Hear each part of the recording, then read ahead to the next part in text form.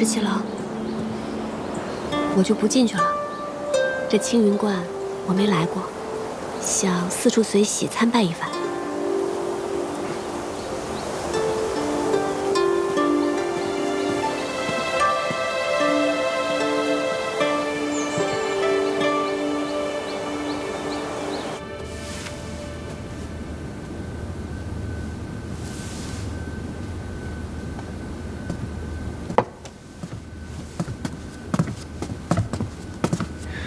见过萧真人。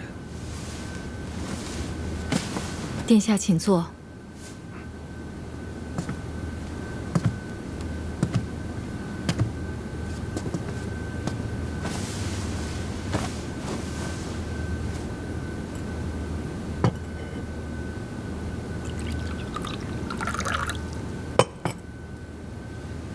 今日朝中之事，想必真人都已经知晓。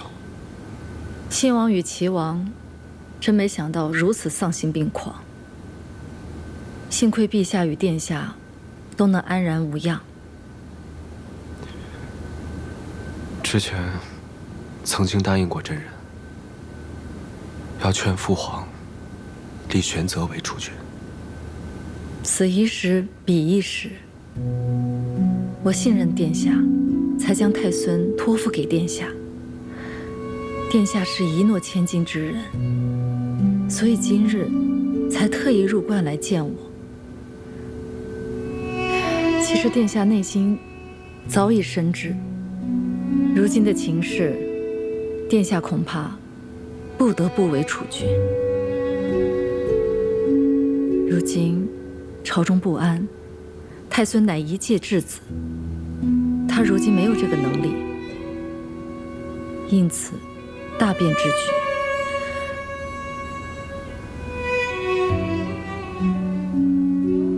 我也明白殿下此时的心中是有万千恼恨，就如同我当日明明不愿做太子妃，却要假作欢欢喜喜地嫁入东宫。人生在世，有那么多不情愿之事，活在当下，顺势而为，落子无悔。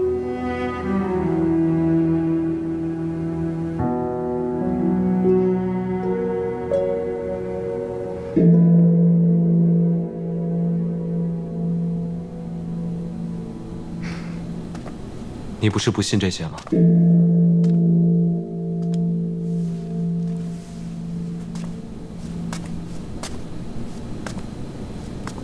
世间有万般不得已，人生譬如朝露，忍不住有所贪恋，有所求。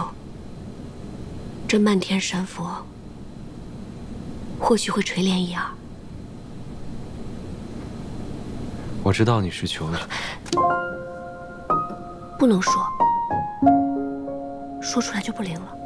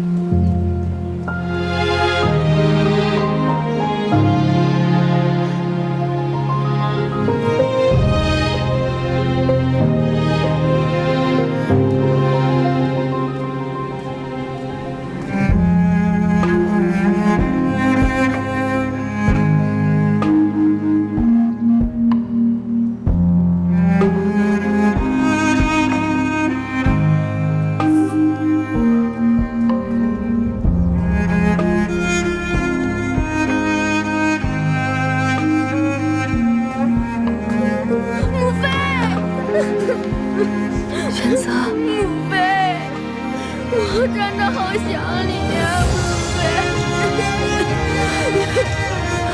母让母妃看看，玄泽，你还好吗？让你受委屈了，让你受委屈了，孩子。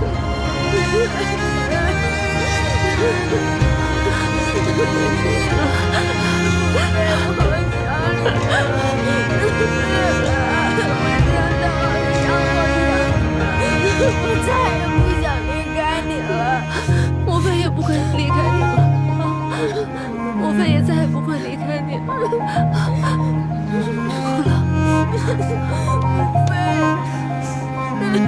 我再也不想和你分开了。莫非也再不会分开了。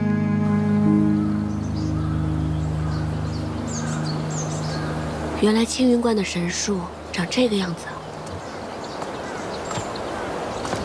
秦王殿下，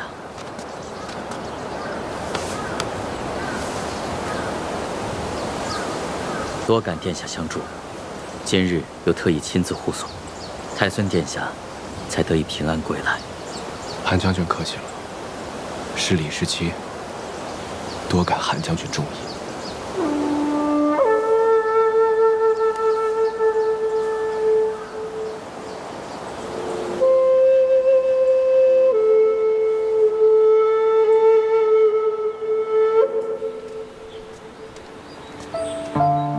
这位韩将军，还真的是可以写入青史的人物呢。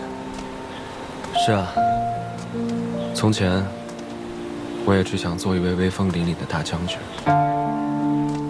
御敌于国门外，让敌人听到我的名字就闻风丧胆。秦王殿下的名头，倒是也可以指小儿叶铁呢。其实我心里知道，劳兰关是回不去了。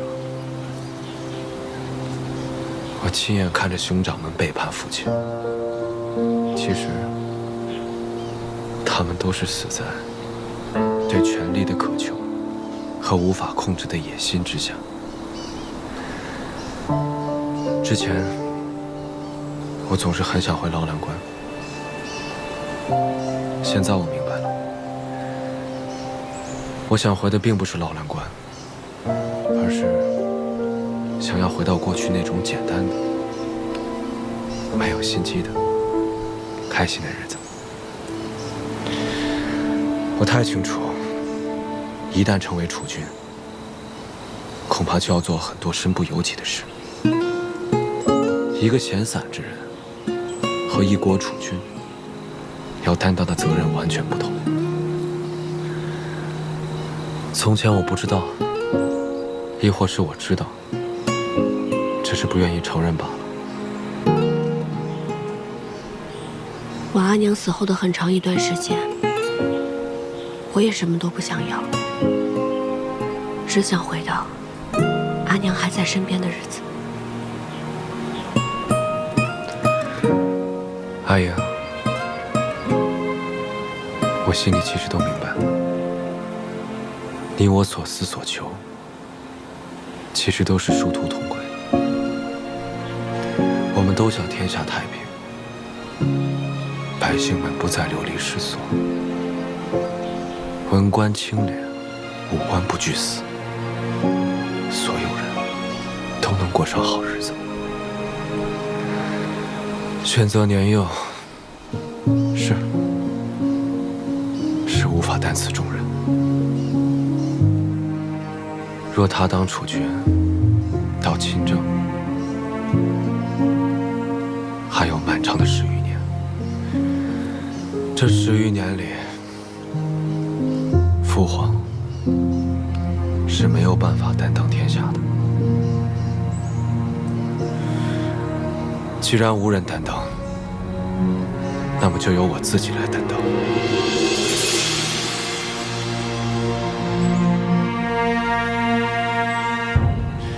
赵家村，老包他们是回不去了。可这天下要何止一个赵家村？有千千万万的游子，更有千千万万因战乱分离的夫妻、父母、儿女。我深悔，申惠没能救得了老鸨的。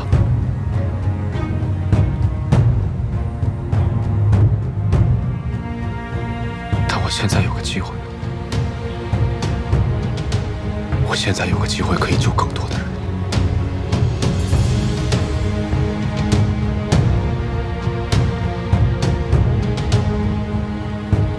我要救更多的人。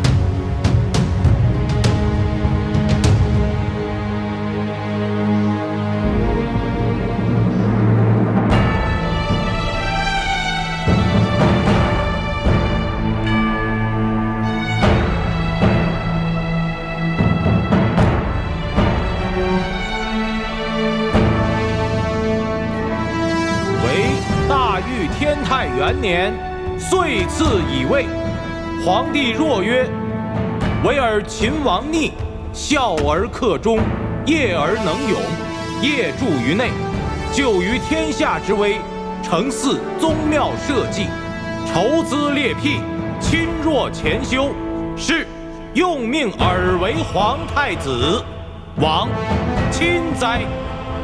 而其敬贤以德，宽仁于内，无怠无荒，故保我宗基，可不甚于。”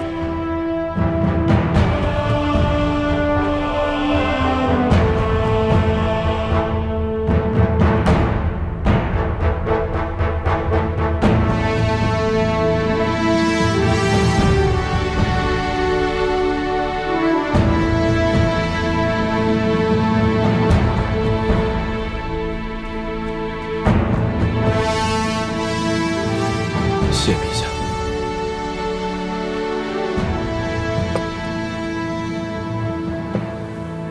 陛下，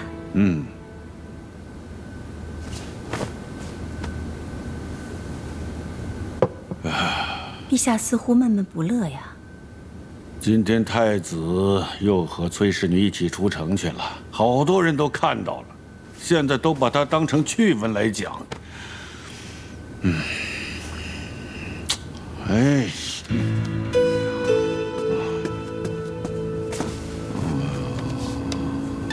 陛下明鉴，今时今日，确实不宜选崔氏女为太子妃。崔家势大，选这样一位太子妃，于太子无益，亦于朝局无益。将来，陛下必然要削弱裁撤崔家军。若崔氏为太子妃，定成阻碍。皇后说得对，说得太对了。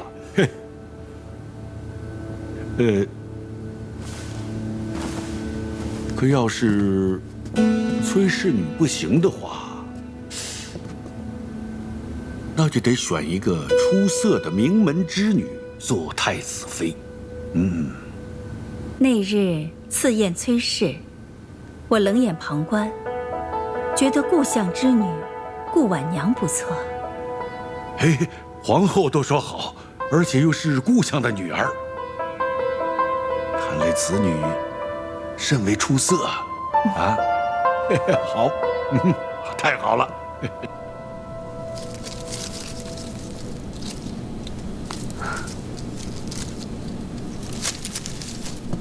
小姐，怎么了？三小姐的丫鬟春玲将我狠狠嘲讽了一番，说什么如今秦王每日与崔小姐同进同出，天下人皆知秦王要娶崔小姐了，又说崔小姐那么厉害，能文能武，小姐您就甭小想太子妃之位了，还说等崔小姐做了太子妃，就要好好看小姐您的笑话。那你怎么说？我牢牢记住小姐您的吩咐，一句话都没敢多说，就赶紧低头走了。就这样，春玲领着一群丫鬟对我好一阵嘲笑。得意之时不忘形，失意之时不颓唐，这才是大家风范。再说了，与秦王同进同出，岂是闺秀应有的贞静之举？若崔小姐做得太子妃，那自然无妨。可若最后旁人成了太子妃，那不成了天大的笑话了？小姐说的是，我就睁大我的眼睛好好看着，看这位崔小姐到底能不能做太子妃。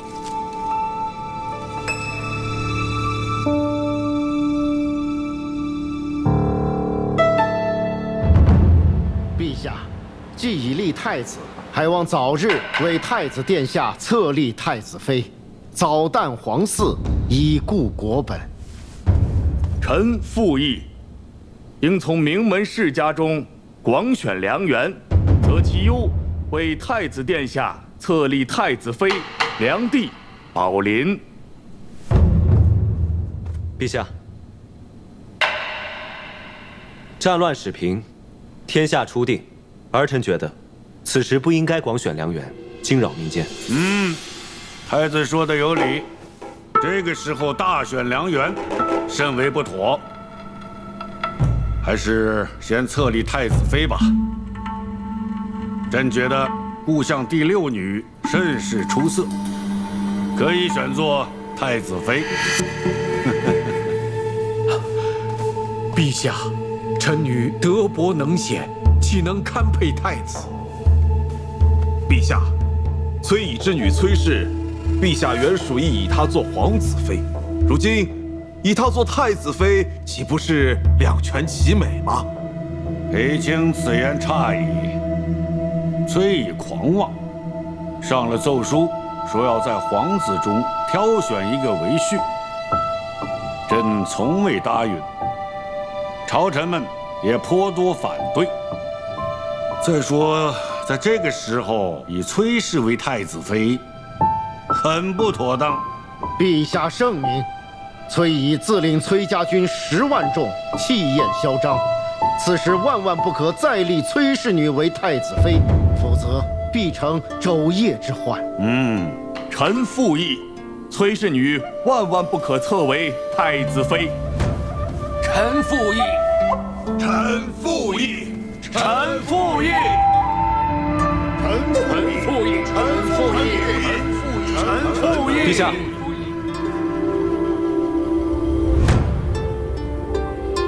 儿臣觉得如今谈婚姻之事尚早。如今北有接受未灭，西有秦军未定，南有百越未平，敌未灭，何以为家呢？娶妻生子，人伦大事，怎能说敌未灭，何以为家呢？陛下圣明，太子殿下已早册立太子妃，为圣朝万年之计，延绵宗嗣。陛下圣明，太子殿下已早册立太子妃，为圣朝万年之计，延绵宗嗣。石七郎，尝一尝。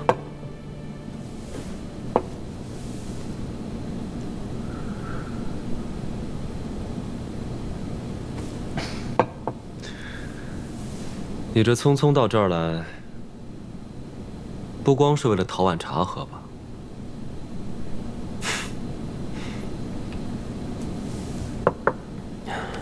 石七郎，陛下和群臣的意思，想必你也明白了。崔乙现在已经是平凉卫阳大将军，虽然他交卸了朔州道行军大总管的职务，但崔家军10万余众。只听令于崔乙一个人的，父女相传，太子妃焉能手握重兵啊？更何况，如果这个崔乙真的成了外戚，必定难以控御，恐生外戚之祸。是裴大将军让你跟我说的？不是，父亲的意思是不想让殿下为难呐。但是我觉得必须要告知殿下，咱们方才有回旋的余地。我会想办法的。其实今日你已经看到了，朝中群臣10有8九都是作死班相。连你也觉得我不应该娶阿英？石七郎，其实我是知道你的，你对崔小姐一往情深。但是石七郎，如果你真要娶崔小姐为太子妃的话，朝中群臣是不可能容忍崔家军的。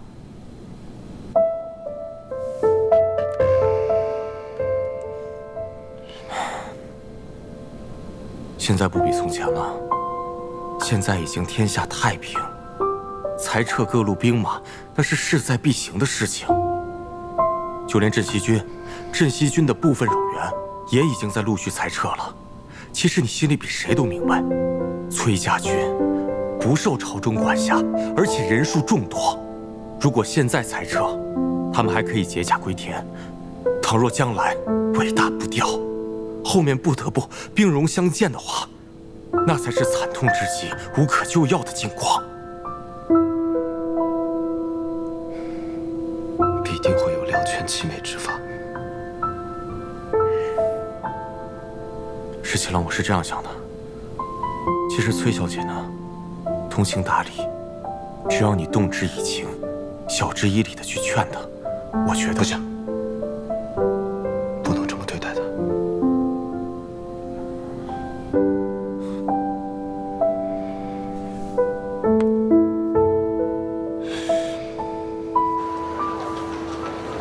哎，饭早啊。小姐，这个点心还真是好吃哎，怎么吃都吃不腻。有一种很清淡的玫瑰香，还有荔枝的味道，确实不甜不腻。小姐，我跟耳朵都已经商量好了，之后呢，我们也要开一家这样的店，专门卖这种好吃的点心。是个好主意。等你的店开起来，我一定要第一个光顾。那你可得多买一点哦。那还用说吗？肯定买非常多。一会儿再帮我买一些玫瑰、荔枝、樱花酪，我要送人。小姐，你是不是要送给殿下？才不给他！不送给殿下，那我送给谁呀？保密。老有那么多小秘。马步，蹲住，注意力要集中，走。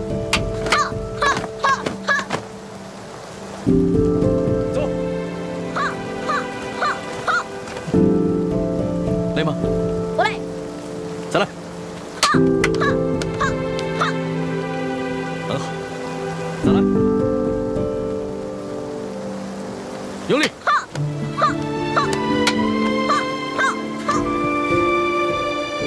来。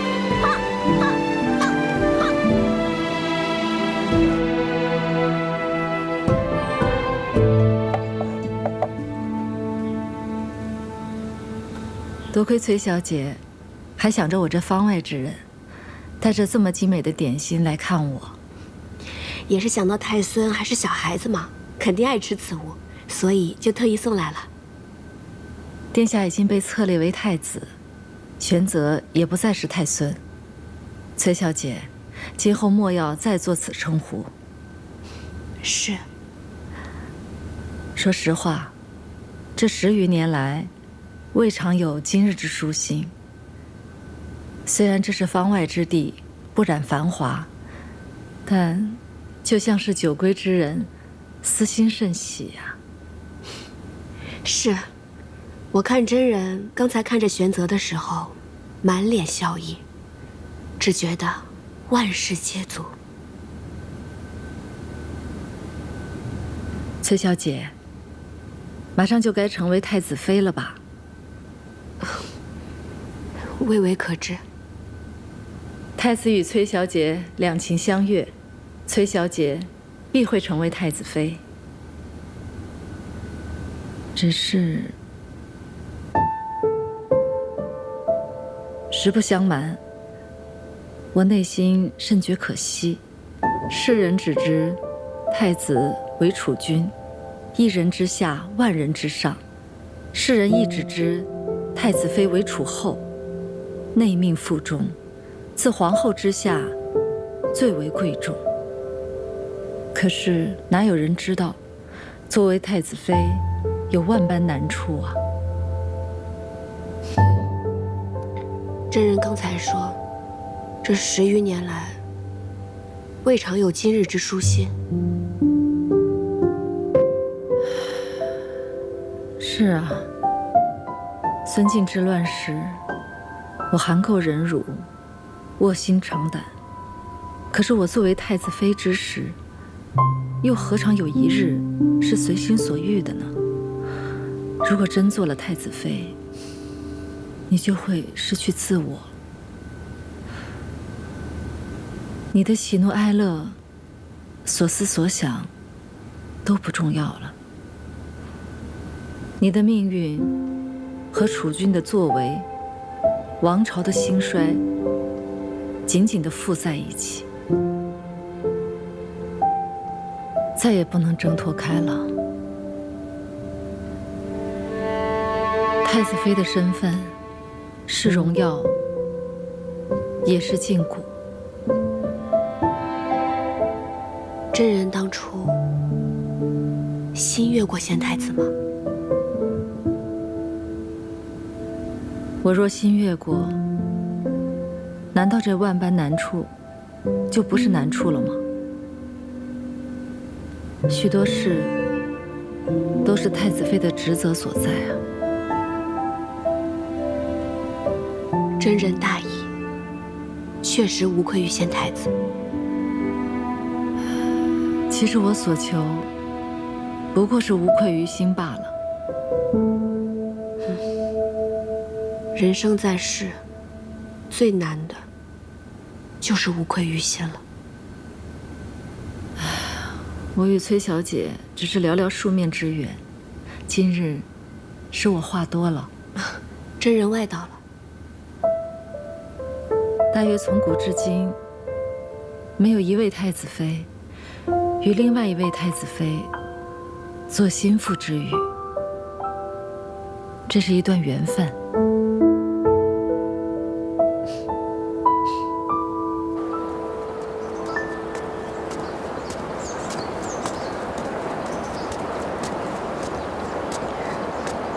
殿下，顾小姐免礼，约我到此，不知所为何事？是婉娘唐突了，贸然相约，实为婉娘惶恐万分。婉娘知道殿下与崔小姐早已有白首之约，万万没料到，陛下竟然指名提及婉娘。婉娘也不知道陛下为何忽有此意。若殿下允许，婉娘可请家父带上奏书，就说婉娘身子不好，不适婚配。婉娘自愿出家为道。顾小姐多虑了，怎能因为陛下的一句戏言，便耽误了你的终身呢？可人都说，君无戏言。婉娘实在不愿殿下因婉娘的缘故，耽误了与崔小姐的姻缘，或与崔小姐生了嫌隙。婉娘真的自愿出家为道。真的没什么事，你放心。阿英与我，绝对不会因为他人而生了嫌隙。是。多谢崔小姐来看我们娘娘，娘娘她好久都没有这么开心了。从前在宫中，自不必多说了。自从接回了玄泽，娘娘的脸上才有了笑意。崔小姐来看望她，她的眼中也有了神采，真是难为崔小姐，每句话都能说在娘娘的心坎上。本来也是不好意思来打扰真人的清修，但是一想到其实玄泽还是个孩子，真人这么多年心力交瘁，实在不易，所以就想常来看看，不要嫌我聒噪才好呢。哪里，锦娘自是整日盼望着您能来。娘娘她虽然嘴上不说，但是心里也是盼着您来的。阿莹，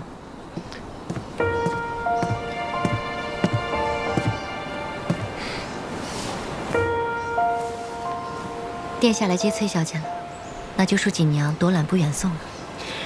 真人那儿之后要是缺什么，随时到府上来找我或者桃子都行。好。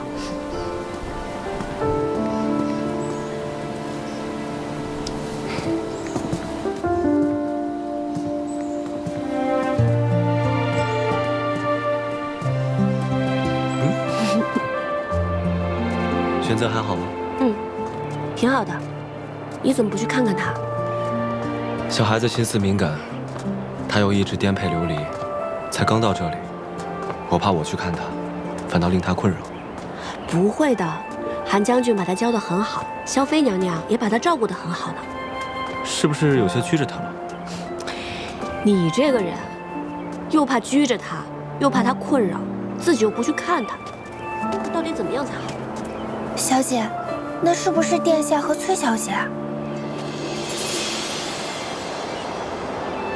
等等，我怎么感觉咱们刚刚说的这番话是不是有些不对啊？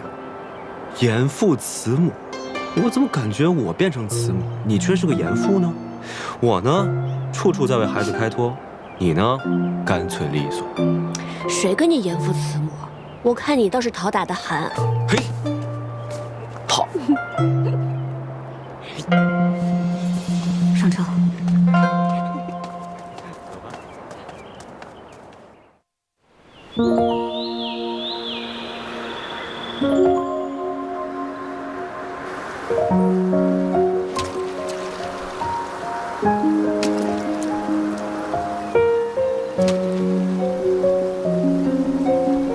乔妃娘娘和玄泽总算是安定下来了。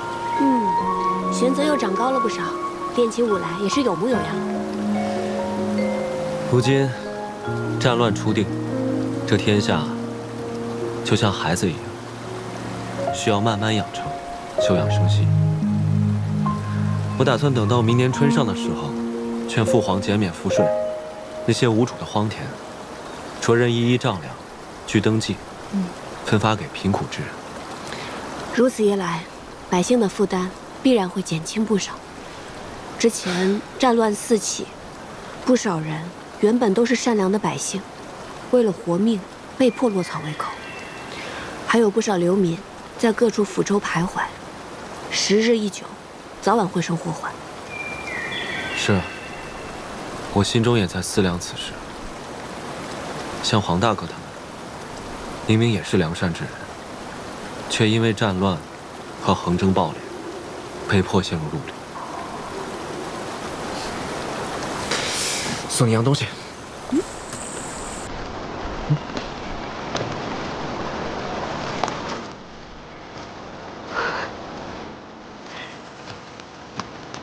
这好可爱啊！这个是我吗？我的腿哪有这么短？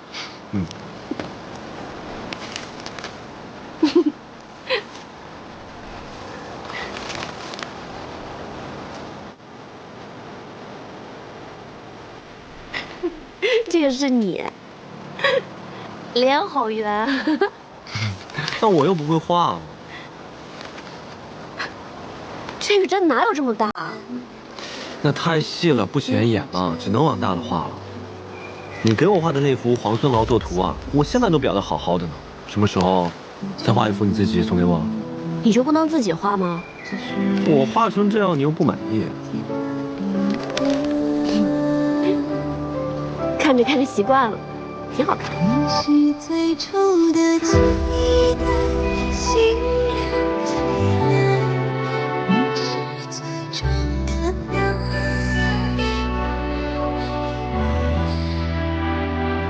想说，你看这个。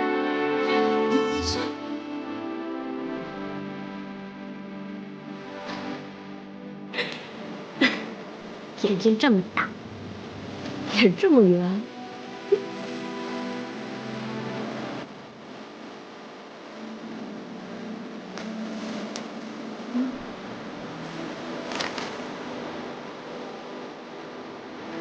我把我们所有经历的事情都一一画了下来，这后面也留白了，就等咱们将来两个人一起画，好不好？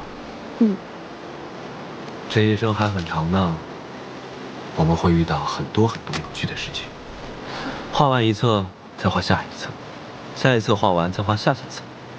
等咱们将来老了呢，一页一页的翻看，多有意思。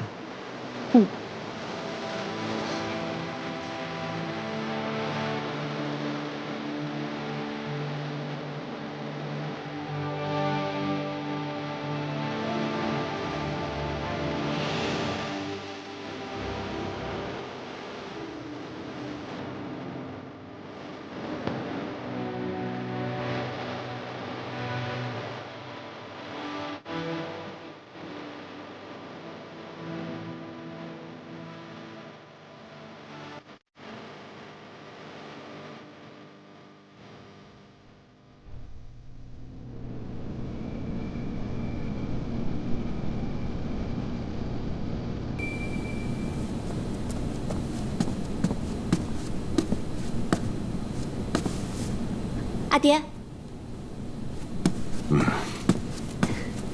阿爹，裴大将军来访，都说什么了？他说，陛下与朝中诸臣都反对你做太子妃，我反唇相讥，他却喟然长叹，说殿下与你两情相悦。像他那样的老头子，难道想傍他鸳鸯？他劝我，为今之计，若裁撤全部崔家军，10万将士齐齐解甲归田，你才可能有机会嫁与李逆做太子妃。不过阿爹，现在天下平定，朝廷肯定是想裁撤兵马，镇西军自不必说了，咱们崔家军肯定是首当其冲的。若不是接受偷袭白水关，估计朝中会更快裁撤咱们全部崔家军。阿爹，现在县府已闭，不然您还是快点回瀛州吧。您这样久担京都，于崔家军于朝廷都一生变故。若是朝廷真的有意要撤裁咱们崔家军，我真的担心有人会对阿爹不利。那你呢？你不跟阿爹一块儿回去啊？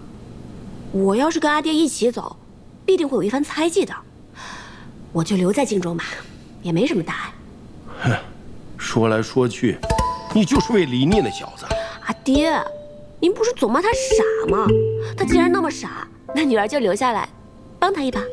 哼，女生外向，什么时候见你这般维护爹爹了？都成天惦记着要帮一个外人。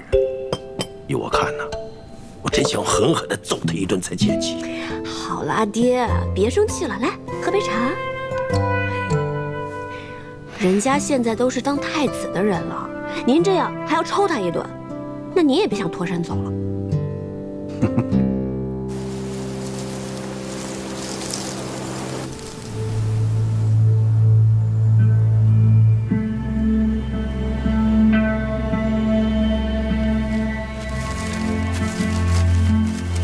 公子，吃点干粮吧。我不饿，你吃吧。我也不饿。公子，你服了接说的药，若是不按时再服药的话，就会筋骨寸断而死。咱们还是得想办法回接说去。乌洛首领把他最信任的神箭队都交给了我，但却全军覆没。如今李逆倒是坐上了太子，我绝不会让他和阿莹在一起。看来得冒险入京一趟。公子的意思是，孙敬留下来的那个人，这一次不得不用。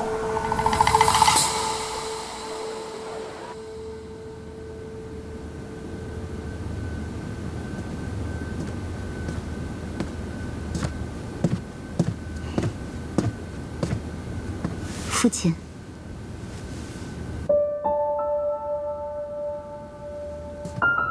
父亲。哦，婉儿来了。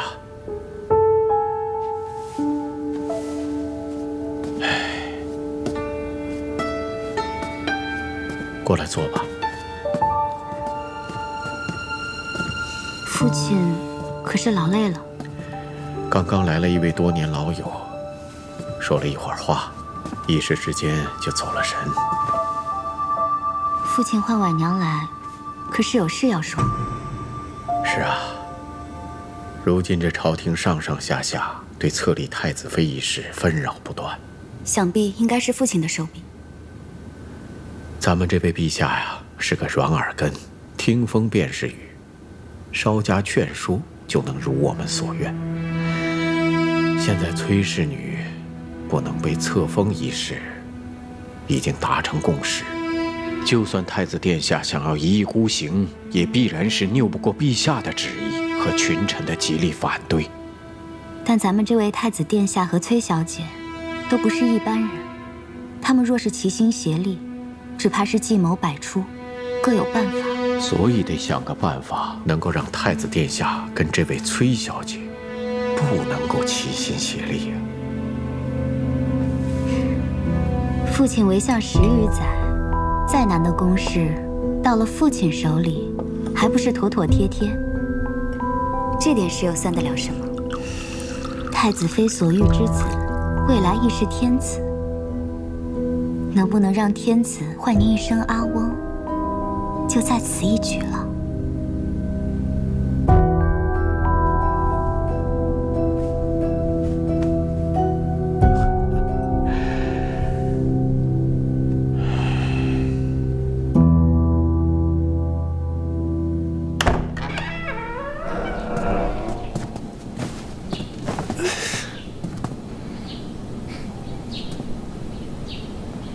你怎么穿成这样躺在这儿？过来。海莹，崔伯父走的时候给你留了多少人手啊？我怎么感觉这府里完全不设防？我穿成这样，行动这么不便，我刚进来的时候，就差拆窗破墙了，就这都没有人发现拦住我。京里虽然太平了，但也要防范一些。所以殿下这是一下朝，衣裳都没来得及换，就直奔我这儿来了。你都不知道，今日崔伯父辞京而去，这朝中又一片哗然，一个个逼着我娶太子妃，一个个又逼着不让我娶你，吵来吵去，我便反驳了2句。好了，这些大臣哭的哭，喊的喊，我父皇又趁机骂了我一顿，烦都烦死了。谁是你崔伯父？你不是吧？这崔伯父一走，你就不认了？阿英，我们私奔吧。哼，普天之下莫非王土，殿下这是想要跟我私奔到哪儿去呢？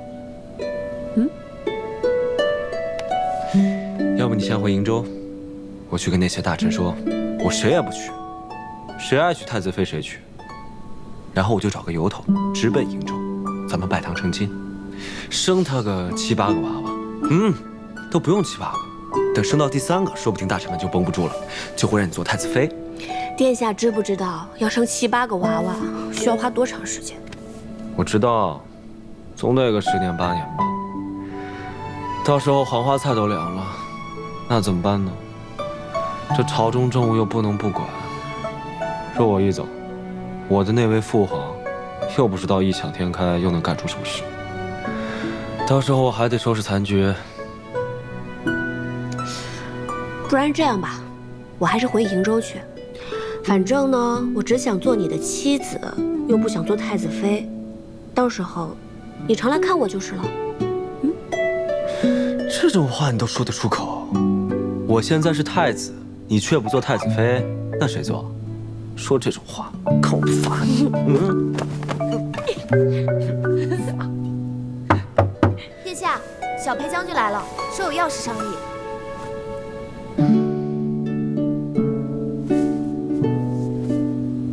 走。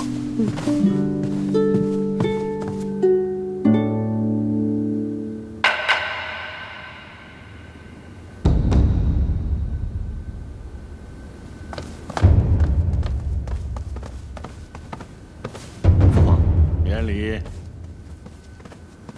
带人犯。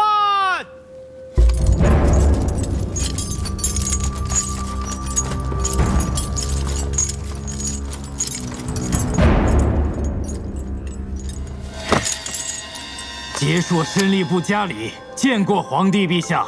陛下万岁万岁万万岁！好了，父皇，免礼。带人犯。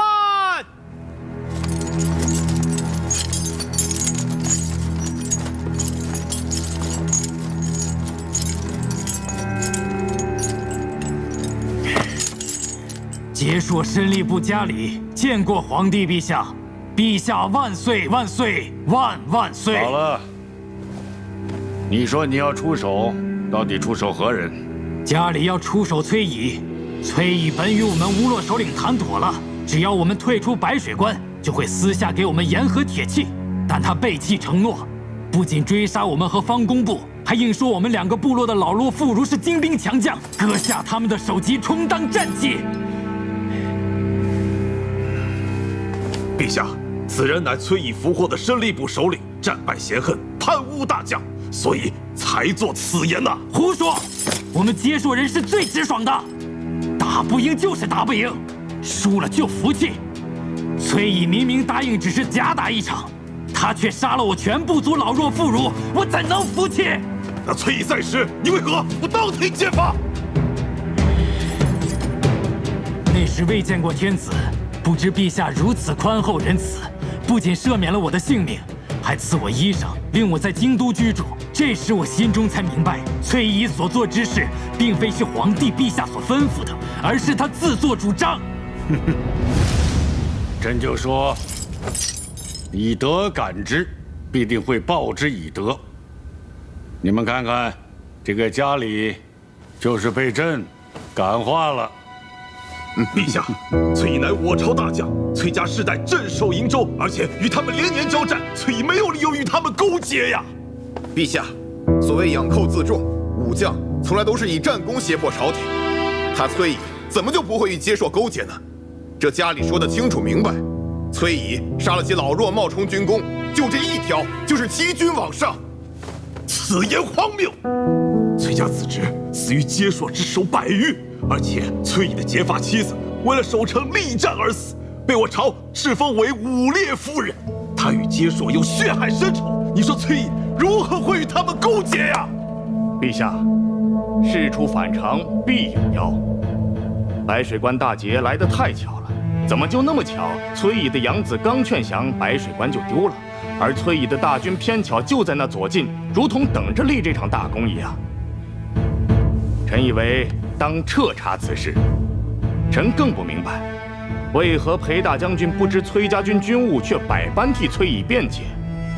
难道也有此等冒功欺君之事？你含血喷人！哼，若不是心虚，怎么裴大将军就一口咬定崔乙与结硕并无勾结？这等十恶不赦的大罪，难道裴大将军能用身家性命替崔乙担保不成？这等大罪，难道有裴大将军担保，就不应该彻查清楚吗？你胡说！够了！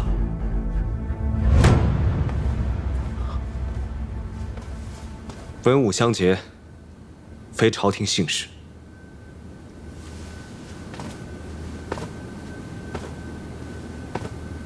你既然口口声声说崔乙与你们勾连，那又是如何与你们勾连的？派遣谁去乌洛密谋？既有密谋，你又从何得知？你既得知，那崔乙为何没杀了你？崔乙遣其义子柳承风为使，与我们乌洛首领密谈。我是乌洛首领的亲侄子，所以他曾经私下告诉过我密谈之事。崔乙不杀我灭口，是因为他不知道我知道他与乌洛首领有勾结。你是我朝的俘虏，陛下开恩，赦免了你的性命，但你贪污我朝大将，就这一点，就够被处以极刑。还有，你不要以为你死了就可以一了百了，我会亲自带兵踏平你们乌洛的王朝。我说的都是实话，就凭你的一面之词，就想污蔑崔乙大将军。崔乙的儿子柳承风也出手了，不妨把他叫进来问一问，他知道的比我更清楚。好了，带柳承风上来。是。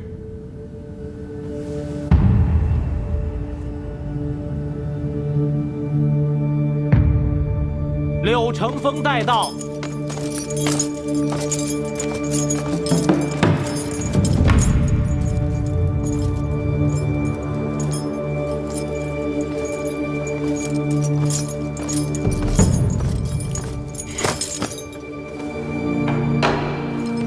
有罪之人柳承风拜见陛下。陛下万岁万岁万万岁！你既已出手，那就好好说说，崔乙和接硕到底是怎么回事啊？是。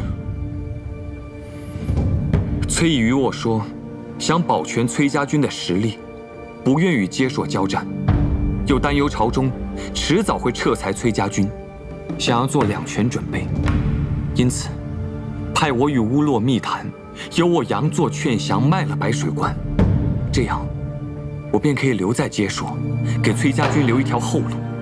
但其实崔乙早就与乌洛谈妥，由他领兵至白水关，乌洛杨作战败，如此崔乙便立下大功，这样朝中也必不会撤裁崔家军，崔乙亦可进退自如。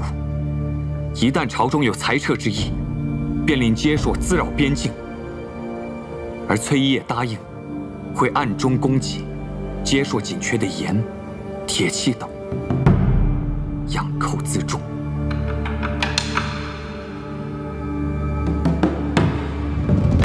那你为何今日出手啊？崔乙以我为棋子，卖了白水关，又令我背负骂名。我深感难以面对九泉之下亲生父母列祖列宗，但更因崔乙寡廉鲜耻，却高居庙堂，世人都以为他是有功之臣。罪民自知，万死莫属。但罪民身为天朝子民，不能通敌卖国，这是最后良知。因此，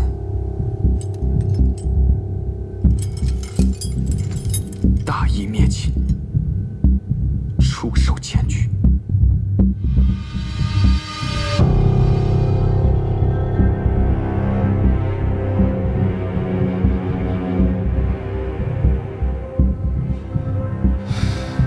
柳成风啊，柳成风，崔乙对你有养育之恩，你怎么能够为了一己私利，如此污蔑他？太子殿下如此维护崔乙，难道不正是因为一己之私吗？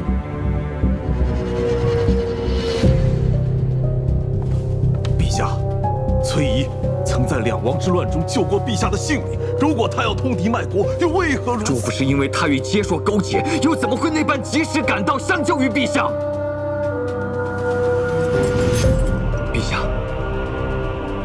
这与大捷一样，都是他勾结接硕、贪冒功劳的铁证。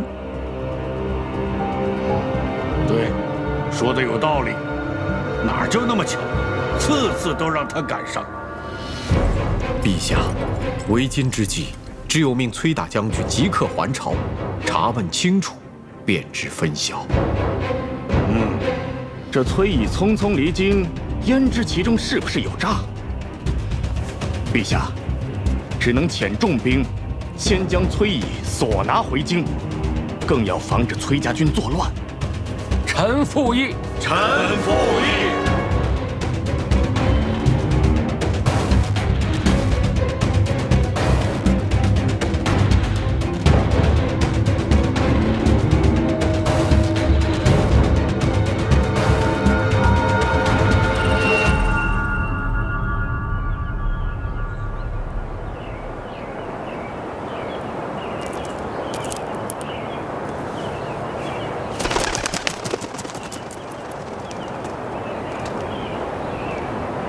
小姐，咱们要不要赶紧走？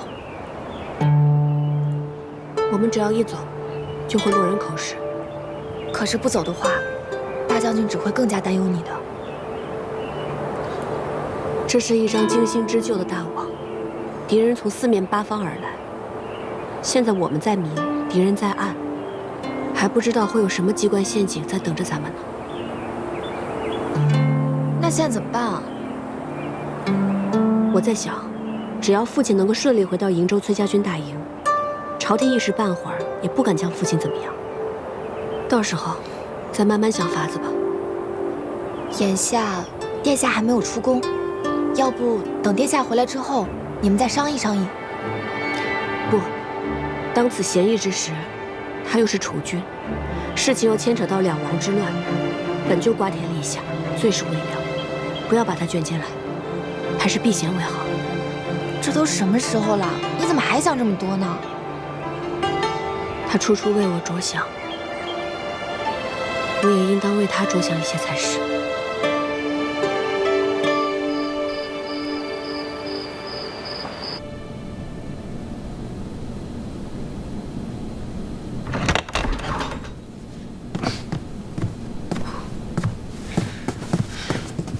十七郎，我出了宫就一直在等你，等到半夜也没见你去。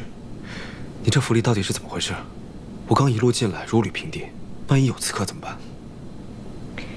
因为十七郎是最好的斥候，所以才会如履平地呀。这要是换做旁人，早就变成刺猬了。真的假的？我不信。来人！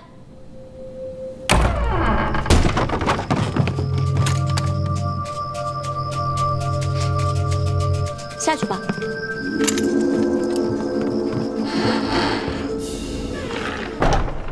现在信了吗？信了，信了，这回我放心了。殿下大半夜跑过来，就是为了检查我的防护吗？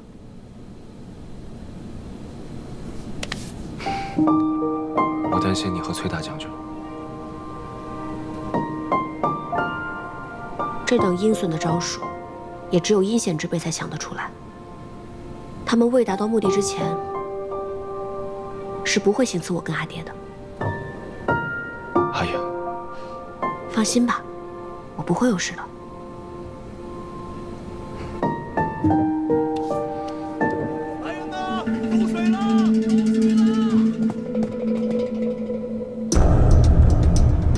那是哪里啊？突然走水了。是大理寺。走了。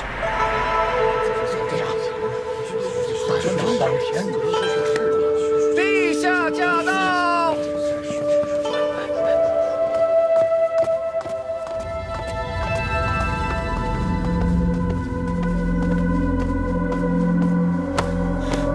惊扰了陛下，臣等罪该万死。连大理寺都有人敢闯进去，我这个做皇上的，睡不安枕也是应该的。好了，说说到底是怎么回事？有一伙贼人武艺高强，黑衣蒙面闯入狱中，狱卒被杀14人。接说审理部首领家里被刺死，柳成风重伤，幸得禁军及时赶到，与那伙劫狱的贼人力战，贼人被歼3人，原俘获4人，皆立刻服毒身亡，走脱数人。所用武器、衣着物品，臣等悉心查验，皆无任何线索。哼，在朕的眼皮子底下杀人，干得利索。贼人放火，大概是想将所有人和证据付之一炬吧。幸而禁军及时赶到，将重伤的柳成风救了出来。不过他受伤太重，还不能问话。都已经这么明显了，这伙贼人就是崔乙派来的，目的就是杀人灭口。裴宪，臣在。你亲自带一队人马去追，要是追不着，就不必回来见朕了。陛下，裴大将军年事已高，这般彻夜奔波，让裴元去吧。也行，即刻去裴府传旨，让裴元带一支精兵，务必要把崔乙追回来，不然朕就问他的罪。是。陛下，若此事真是崔乙所为，只怕他留在京中的那个女儿也是主事之人，不如立即将其传来问话。他不是。你怎么知道他不是？今晚我就在大房中，他自然不是。不知羞耻！啊，陛下，男未婚，女未嫁，少年人一时情热，迟迟忘归也是有的。孤男寡女，3更半夜同处一室，还好意思说出来？这个崔氏女，她就是一个狐狸精，带坏了朕的太子。是我闯进他府中，我翻窗进去的。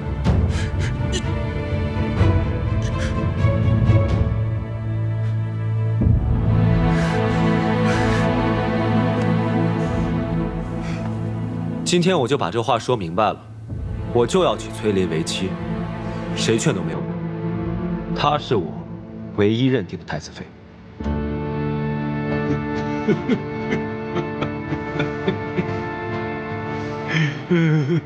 我这是做了什么孽啊？生下你这么一个冤种，是上辈子结的仇，这辈子来要我的命的！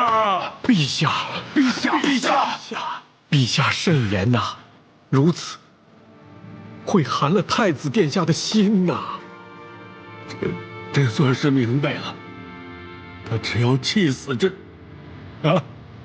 自己就可以当皇帝。我这还有什么意思？我还不如死了算了。太子殿下，就认个错吧。陛下毕竟已经有了春秋。我说殿下为臣，就算是为人死，也不当如此啊。太子殿下，太子殿下，太子殿下。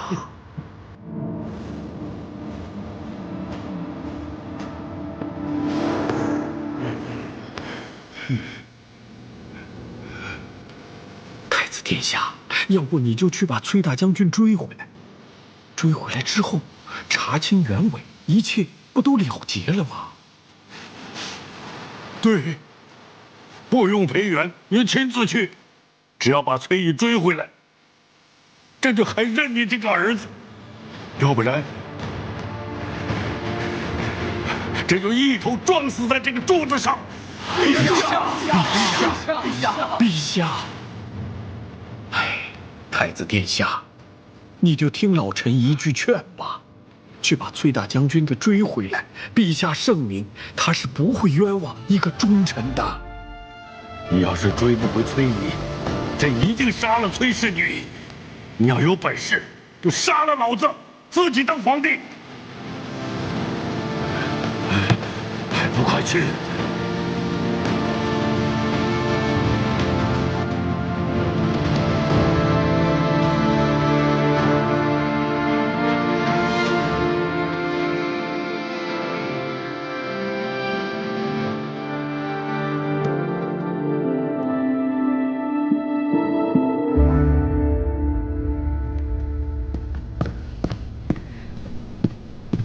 小姐，外面不知道为何，小裴将军带着人把咱们府严严实实的围住了。小裴将军带着人，他没说要进来见我吗？没有，他只让我进来告诉你，说他带着禁军来的，让我们府内的人暂时都不要出入。天都快亮了，也不知道阿爹现在过了越州没有。咱们要不要派人先去问问殿下？不，李逆现在怕是已经不在西长京了。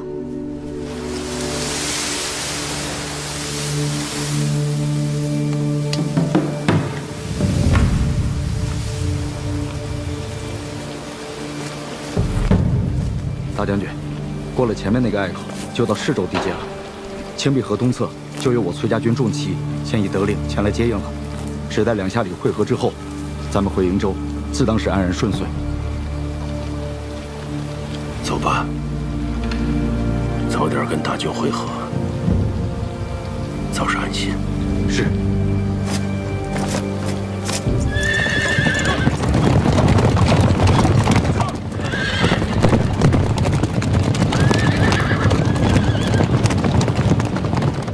你说已经过去7、8天了。李逆能不能带崔毅回来？哎呀，这不好说啊。通敌卖国可是大罪，太子若能把崔毅带回，陛下一定要彻查到底呀。顾相说的有理。崔毅若通敌卖国，必赐他死罪啊！只是太子对崔氏女有情。若是太子非要娶她做太子妃，那崔毅这个罪可就难治了呀。不如趁这个李逆如今不在西长京，朕赐婚一名太子妃，这样就生米煮成熟饭了。这太子殿下不在的话，在礼法上是不能册立太子妃的。那梁帝呢？梁帝是不需要太子亲迎的，而且最要紧的是，梁帝再升一级的就是太子妃了。哎呀，到时候让他们册立一下就行了。陛下此计约莫可行。故乡啊故乡，我就知道你一定会体谅朕的。你家婉娘是一个好孩子，朕也不忍心委屈了她。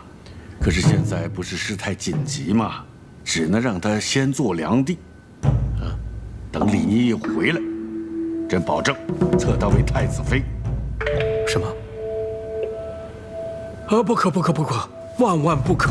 万万不可！陛下，臣的女儿怎么能够配得上太子殿下呢？请陛下您收回成命吧！万万不可呀，陛下！故乡啊，你为相10余载，对先帝、对朕，那都是忠心耿耿。朕知道此事委屈了你们家的女公子，但是现在事态紧急，除了你，朕还能相信谁呢？若是故乡你不答应，陛下，不是臣不答应啊！此事若是传了出去，旁人会说臣为了攀龙附凤，将自己的女儿硬塞进东宫，以后您叫臣有何颜面出去见人呐？故乡，你这是要朕求你吗？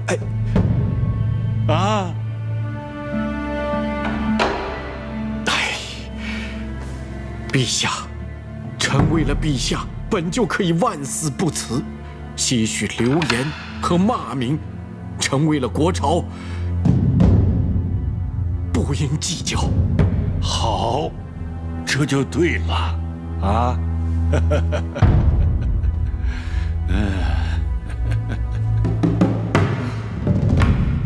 小裴将军送来的，还有今日的瓜果蔬菜。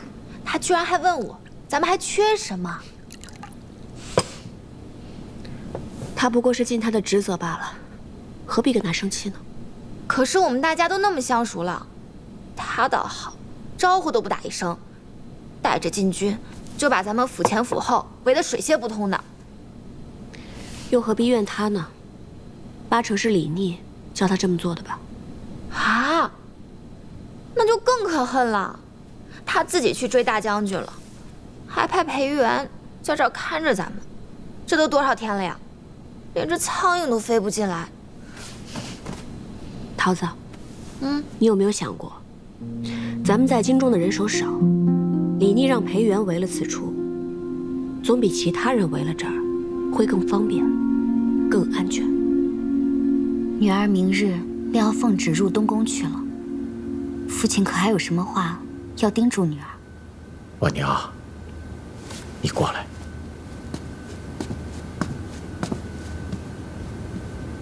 婉儿啊，你知道，太子是个聪明之人。孩子啊，你此去不易呀。凭你的聪明才智，花上几年时间，总能够笼络住太子。只要生下个一儿半女，那就大局已定。你将来就是皇后。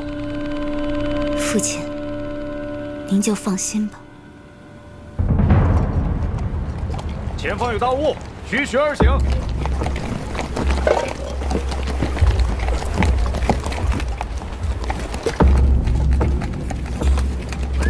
哎，小姐，那你说，大将军会跟殿下回来吗？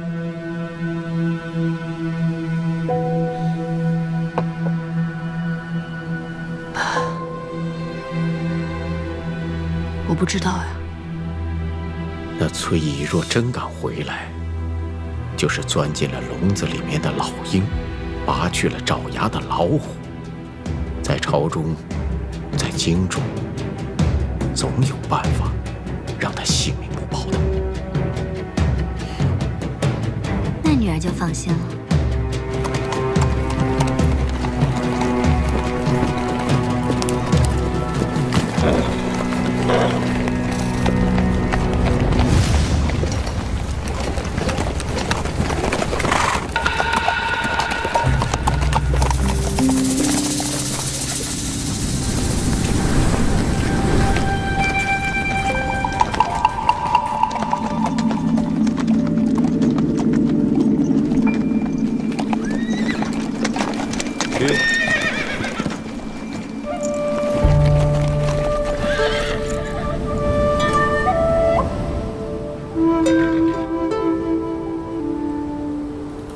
是你呀，大将军，随我回去吧。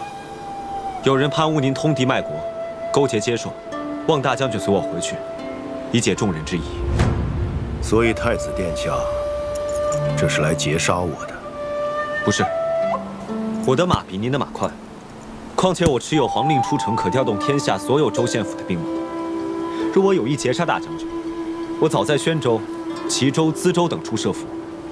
我既然在这儿等着，已经诚意尽显。你选的3个设伏的地点倒是不错，何不如你所言设伏，你我痛快一战？大将军若是这般回去了，朝廷从此必将崔家军视为朝中心腹大患，只怕届时会命我领兵。我实在不愿意与崔大将军兵戎相见。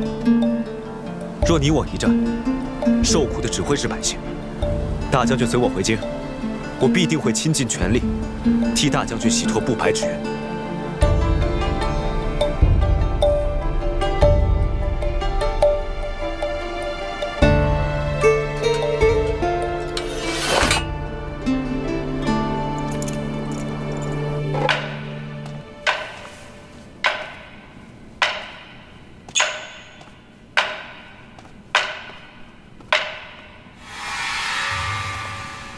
拜见母后。快起来，快起来！这是婉娘绣的如今时兴的花样，给皇后娘娘做双袜子吧。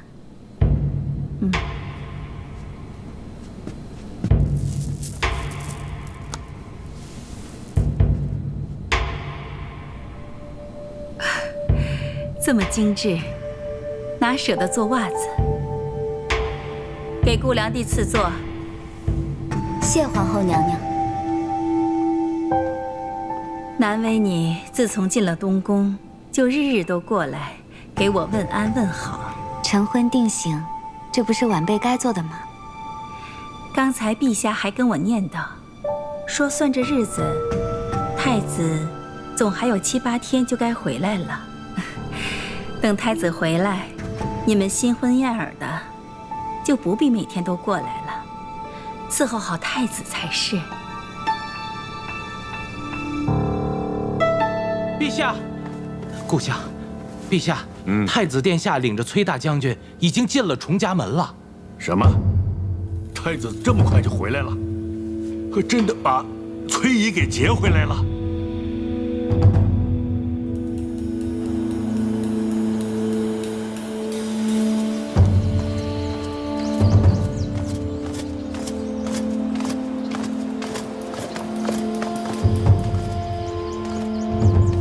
大将军，阿爹，哎，阿爹，阿爹怎么真的回来了？回来了，进屋说去。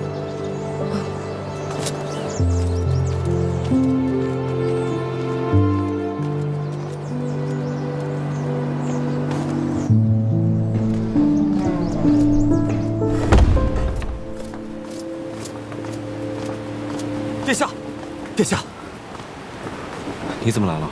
崔大将军已经回府，崔府暂且无事，我就赶过来了。有一件要紧的事，我得告诉殿下。什么事？殿下不在京中这几日，陛下赐给殿下一名良娣，正是顾相的女儿顾婉娘。什么？顾良娣已经在东宫了。良娣不比太子妃，只要礼部走个规程，就可以送进东宫。殿下，殿下，殿下，殿下！看你脸色，刚才定是为崔大将军的事情已经顶撞过陛下了。如果再进宫去，因为顾良娣的事情和陛下闹翻的话，有百害而无一利。现在，洗脱崔大将军的冤屈，立崔小姐为太子妃，才是最要紧的事情。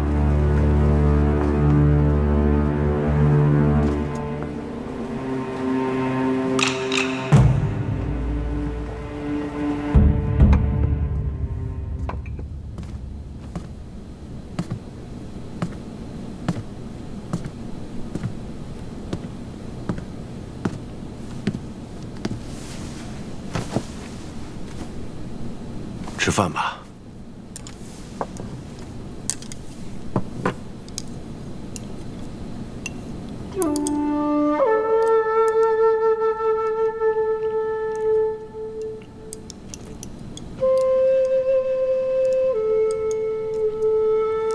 爹何必回来呢？我一想，你一个人在此，万一被那小子欺负了，我就回来了。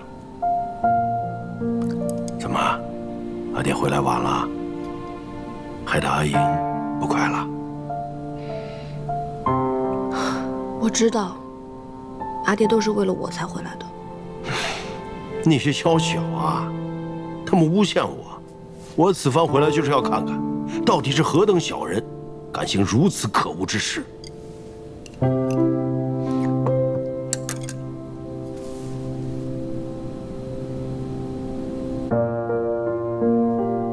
怎么了？我就是难过。阿爹，您这样回来，不亚于是自投罗网。您知道，若您不回来，我和李逆就没办法结为夫妻。您就是为了我才回来的。你嫁不嫁他都不打紧，但阿爹可不愿背上痛敌卖国之名啊，也不能委屈了你。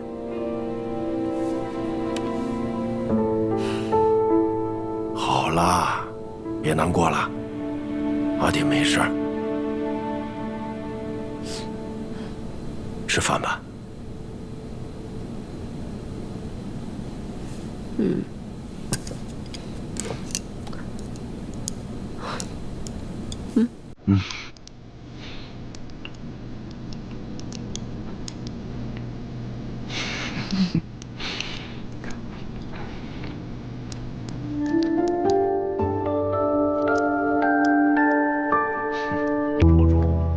已经吵了好多天了，今天陛下竟然真的下旨，给崔仪定了通敌叛国之罪。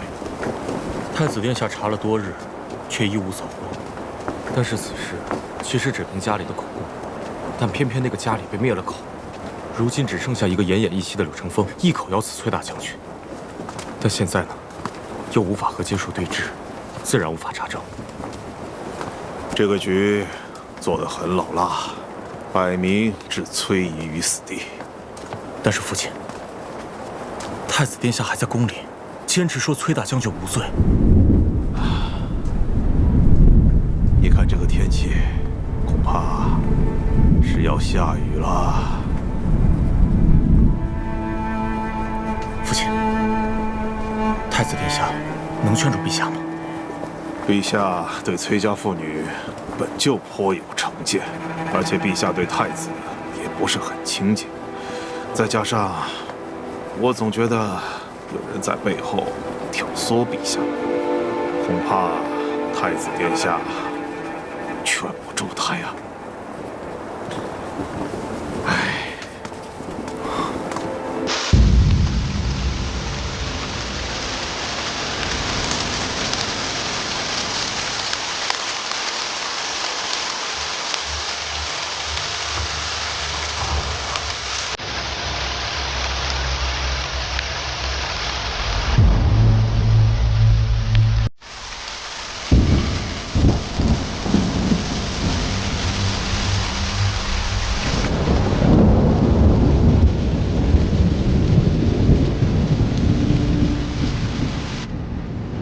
陛下，陛下，已经让太子在殿外跪了足有大半日了，再跪下去，只怕伤身。不管他，这个逆子每天上朝就知道逼朕，非要说那崔乙是清白的。他这么维护他，难道崔乙才是他的亲爹吗？哼！陛下。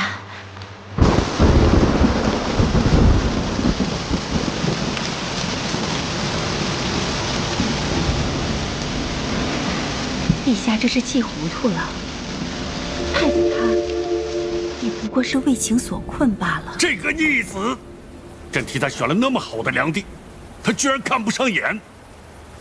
我看他现在为了这个崔氏女，可以去替崔乙拼命。陛下莫要生气了。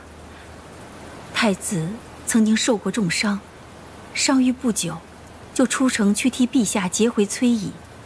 风尘仆仆，千里往返，纵没有功劳，也有苦劳啊。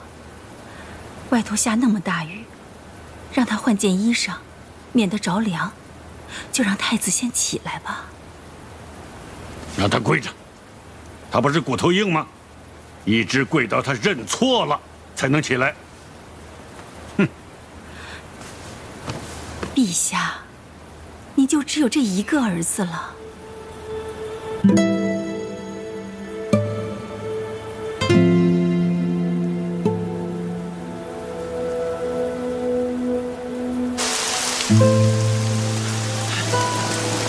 殿下，陛下让您起来，命老奴扶着您更衣去。殿下，去告诉陛下，不还崔乙清白，不让崔乙之女做太子妃，我就不起来。殿下，您这不是让老奴为难吗？将我的原话告诉他。照我以前的脾气，我早就会老了滚。如今没有办法抛下天下不管，让陛下好好想想，是污蔑崔乙重要，还是李毅的性命重要？快去！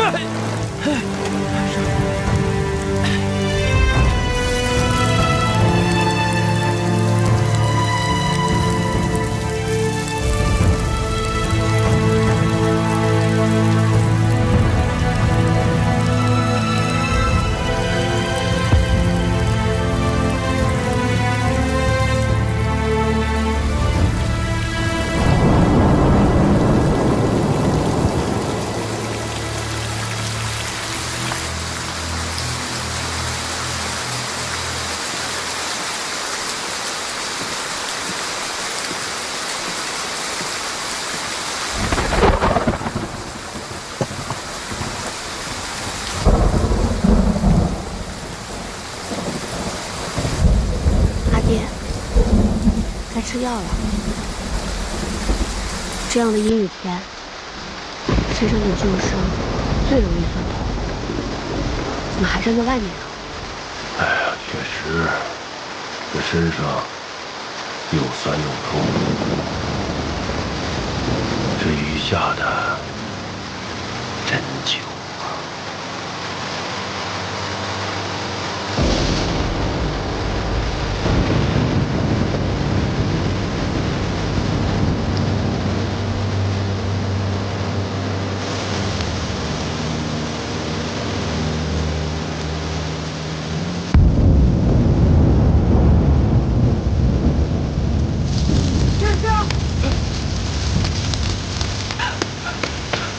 殿下，您赶紧起来吧！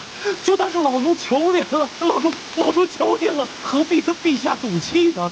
您自己身子要紧啊，殿下，老奴求您了啊！起来吧！赌气！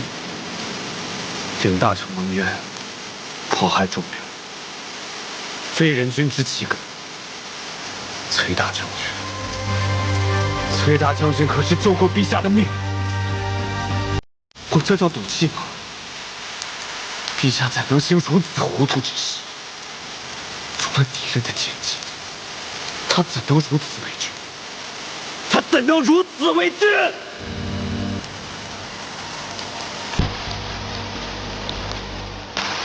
非人君之岂可？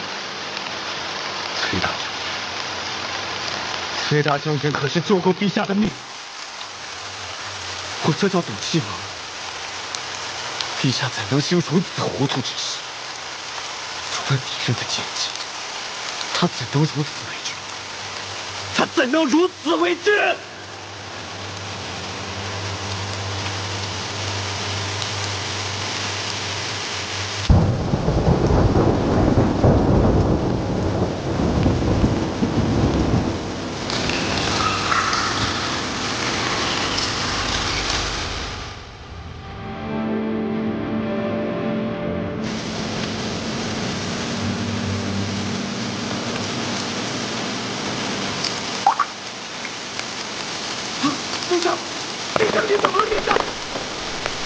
老奴求求您了，您就起来吧，殿下！殿下怎么看？殿下，您都流鼻血了，殿下！您起来吧，殿下！殿下！您无妨吧，殿下！殿下呀！你快起来吧！咱们再想想办法，兴许就能转还了啊！赤青郎，起来吧，赤青郎！陛下他是一时气急，待老臣去好好劝劝，兴许有转还的机会呀。殿下，殿下，我求求您了，你就起来吧，你要爱惜身子呀！殿下，殿下，殿下，殿下！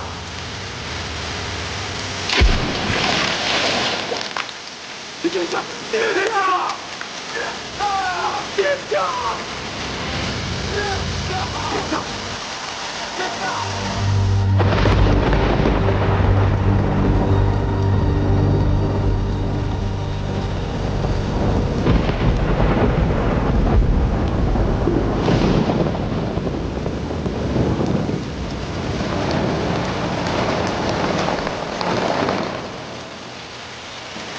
这么晚了，你还不睡啊？我忽然想起一件事情来。什么事啊？没什么。哦，桃子，你帮我去门口看看小裴将军在不在。他要是在的话，就说你想见他，请他进来吗？嗯。可现在这么晚了，雨又下得这么大，他若是不在呢？总觉得坐立不安的，不知道是不是这雨下得太大了。没事的。前些天，父亲是独自回来的。这些天，李妮没有请人来过，自己也没有来。我看他呀，是不好意思来咱们这儿。毕竟大将军是他追回来的，也是他害得大将军和你被困在这府里。外面现在都围得像铁桶一样，咱们都还不能出去呢。我在想，不久之前，他曾经受了那么重的伤，这一次去追父亲，只怕往返不止千里，而且回来之后，一日也不曾休息过。桃子，你是知道的，他这次内伤真的很严重，你还是帮我去看看小裴将军在不在？我这心里七上八下的，总觉得要出事。你不要担心，我现在就去看。嗯。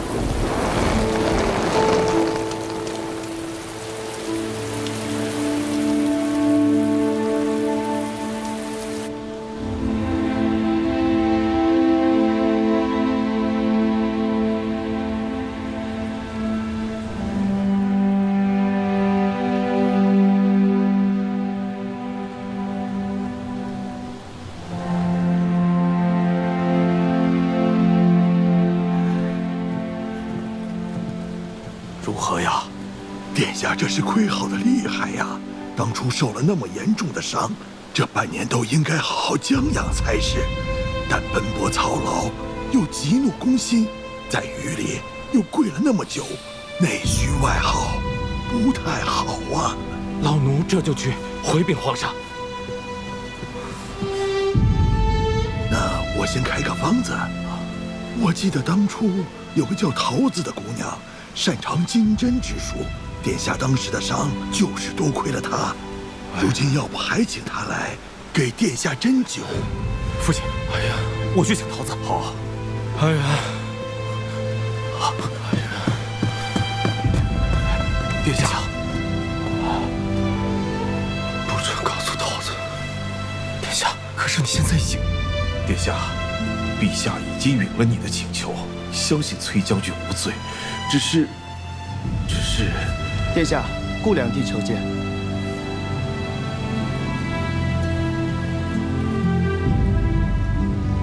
列爵，父亲。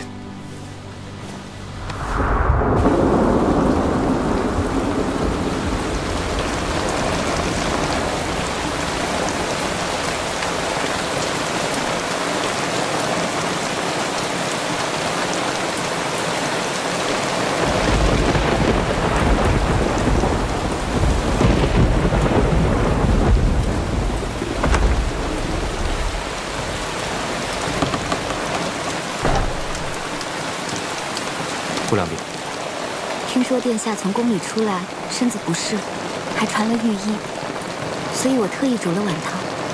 哦，殿下只是旧伤复发，不碍事。小裴将军，就让我进去看看殿下吧。我只把汤喂他喝了就走，可以吗？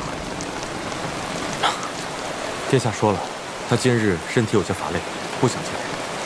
顾良娣还是早些回去安置吧。小裴将军，这里是东宫，我们小姐可是殿下的良娣，你拦着我们良娣，真的是殿下的意思吗？秋翠，多嘴。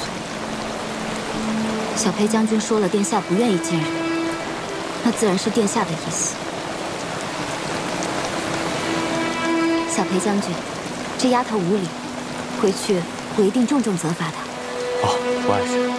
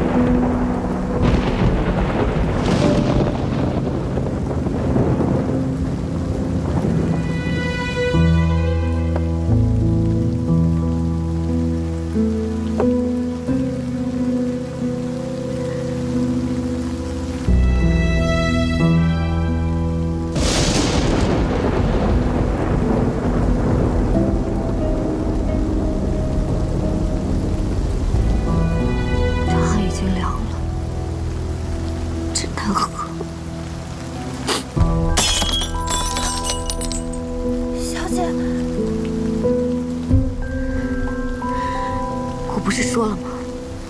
叫我良娣。我是太子殿下的良娣，以后我还会是太子妃。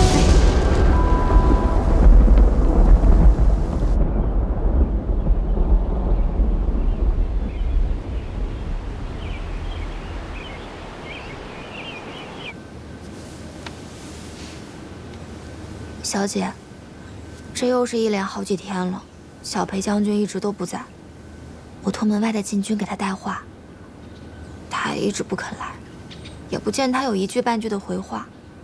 你说，他们是不是真的要给大将军定罪啊？不会的，李逆不会的。你都不喊他17郎了。你是不是生气了？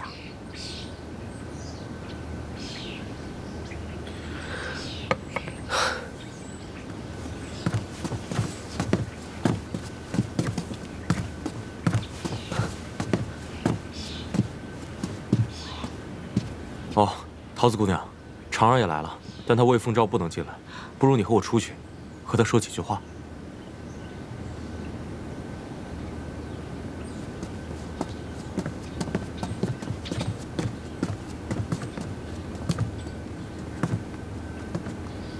你脸色怎么这么不好？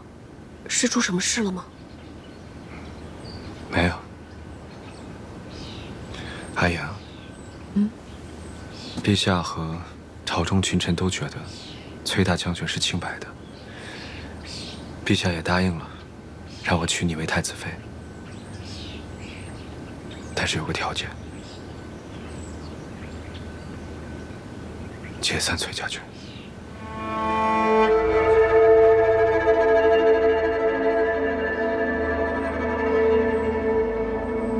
解散崔家军，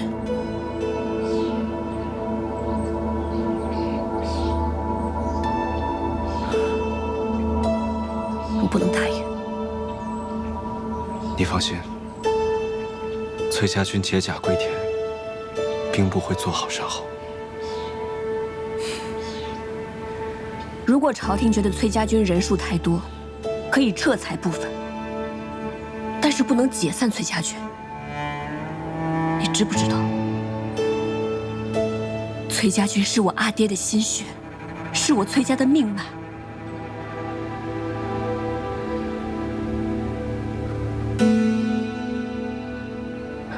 如果一定要解散崔家军，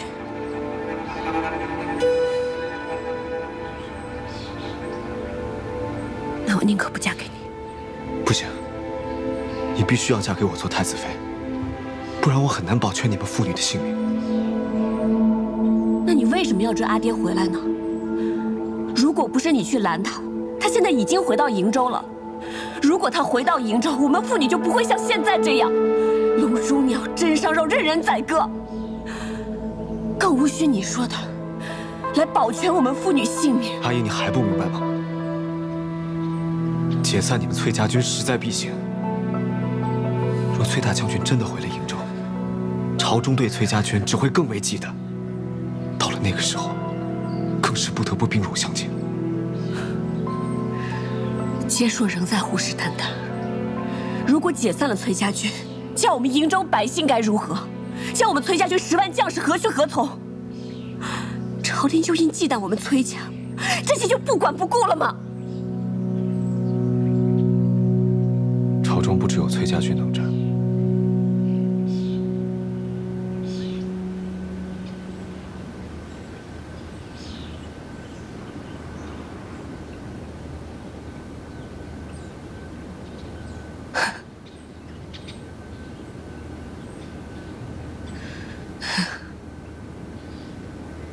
原来如此，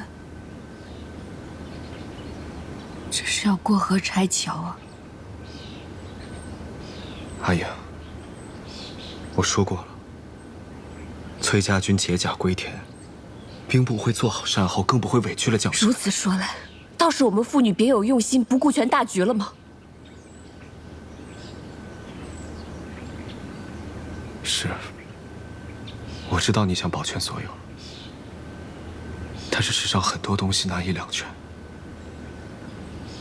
我已经尽全力想要保住你和崔大将军，所以朝中才会答应，只要解散崔家军，你就可以做太子妃，那么崔大将军就是我的岳父。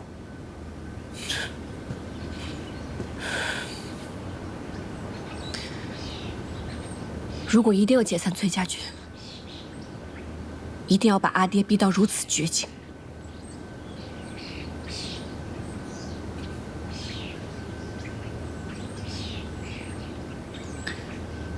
那我还是不嫁给你了吧。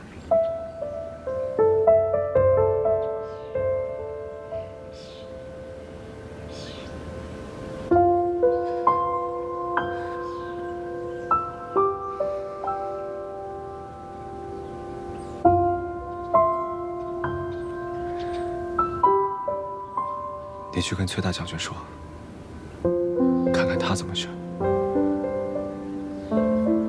解散崔家军，你做太子妃；你不做太子妃，也得解散崔家军，否则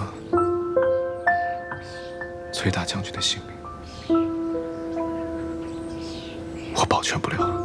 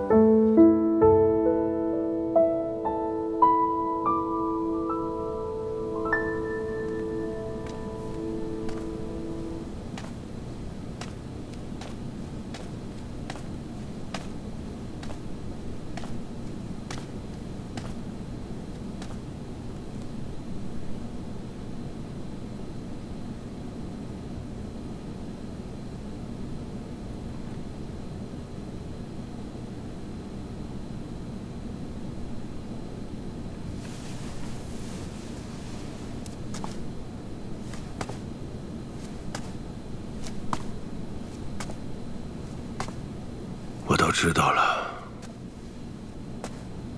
裴大将军亲自来过了，将好些话都跟我说清楚了。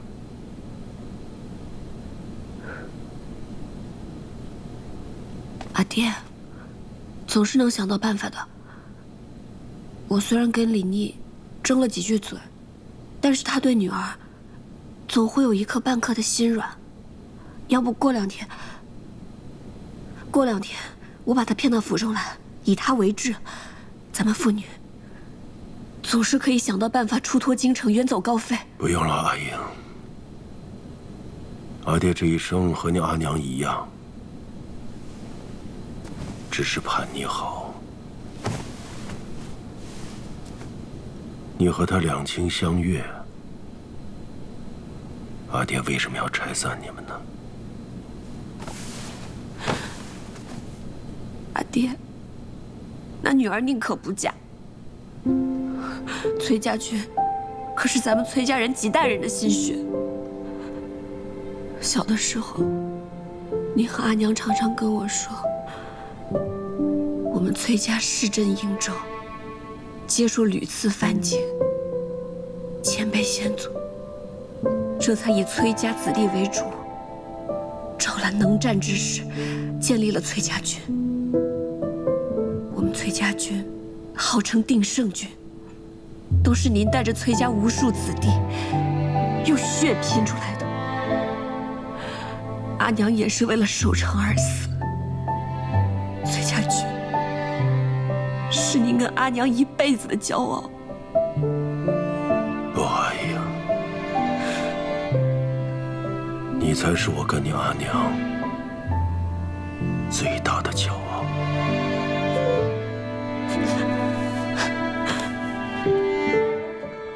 阿爹，我不要嫁人了，咱们远走高飞吧。傻孩子，阿爹老了，就算回了瀛州，又能有几天安逸的日子可以过？本来阿爹确实有替朝廷踏平劫数的雄心，但是你看，李逆他是一个胸怀万军之人，他比阿爹年轻，他也比阿爹做得更好，在他手里，朝廷必能击败劫数。你说阿爹何必非要成为一块绊脚石？可是阿爹，女儿心里不舍。阿爹何尝舍得？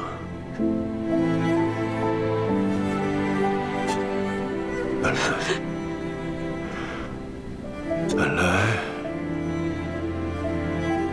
阿爹打算把崔家军留给你，你愿意嫁人，这就是最好的嫁妆。你不愿意嫁人，这辈子你可以做自己想做的事，逍遥自在。如今你要做太子妃了，这嫁妆实在无用，反成阻碍。那就10万大军解甲归田吧。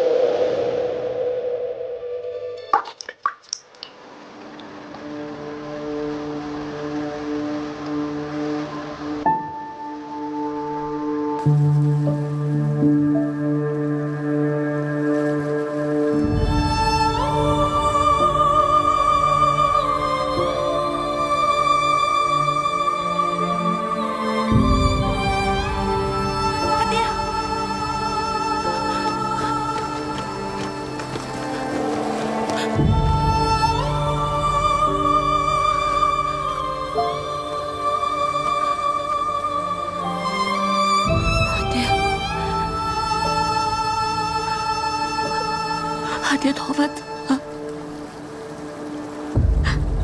阿爹，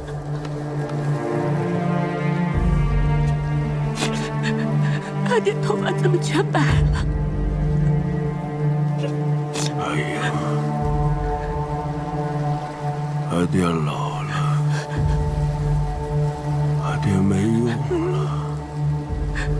阿爹不仅救不了你阿娘，甚至连回家的路都记不得了。你阿娘这次巡城啊，我连最后一面都没见着，我是不是很没用？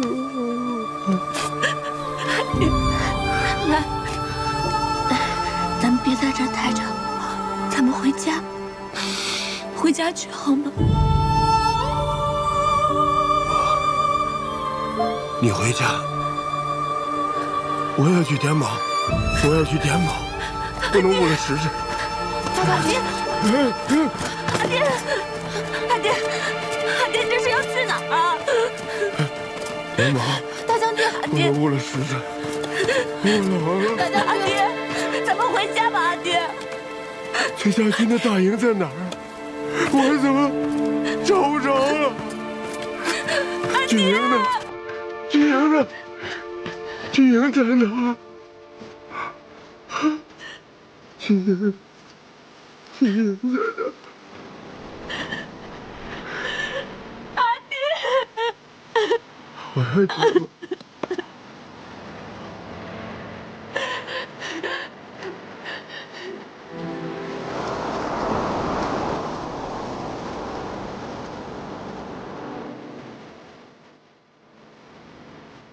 迎亲！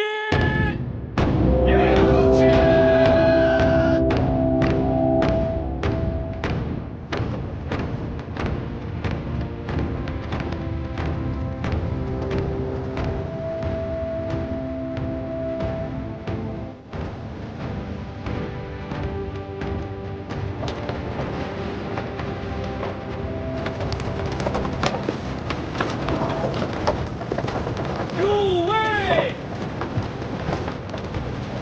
迎新妇！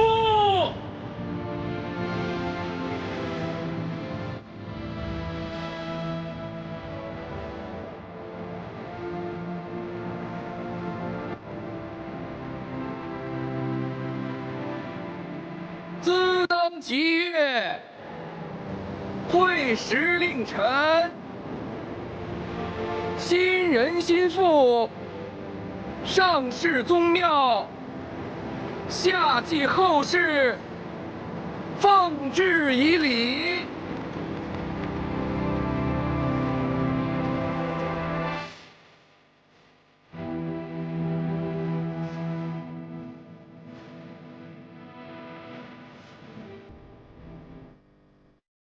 一拜天地，宗庙社稷，各崇景福，拜。二拜帝后，承我宗室，拜。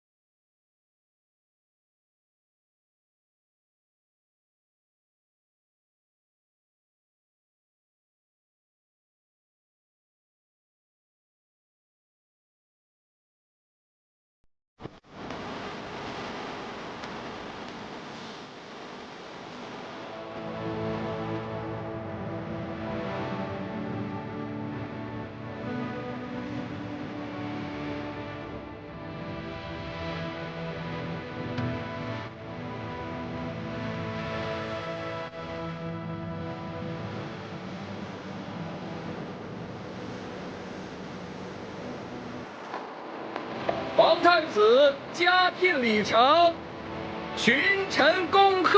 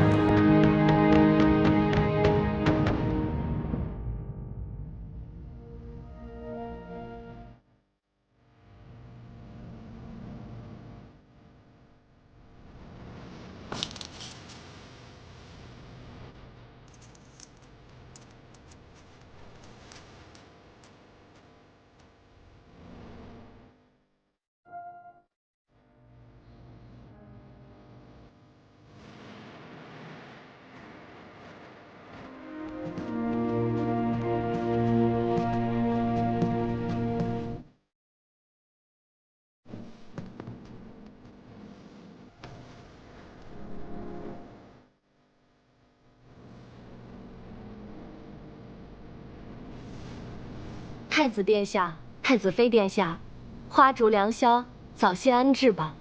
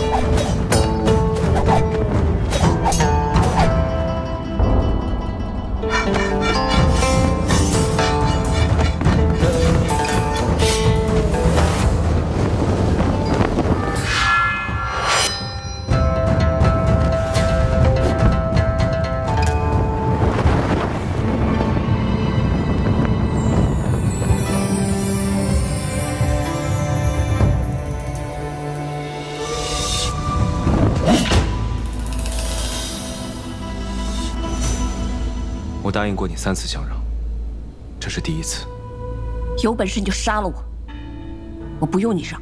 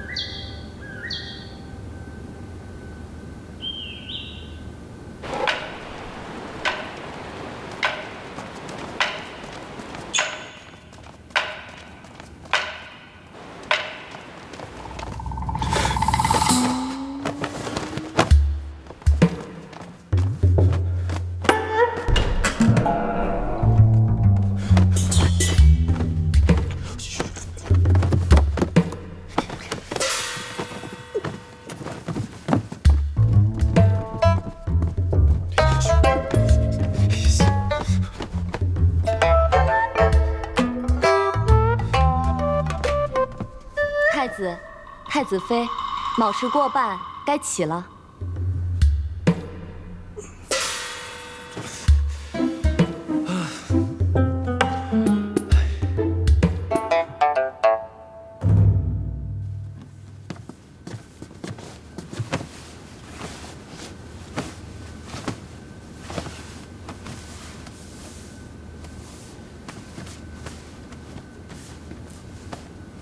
太子殿下。太子妃殿下，请去凤章殿给陛下、皇后娘娘问安。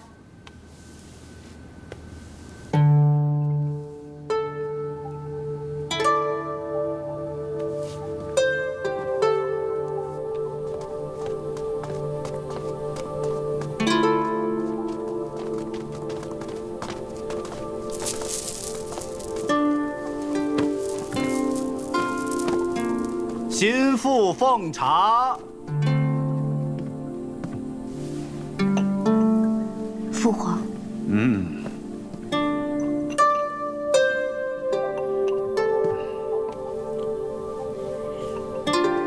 母后。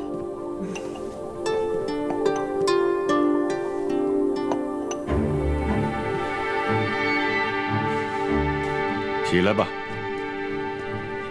谢父皇。谢母后。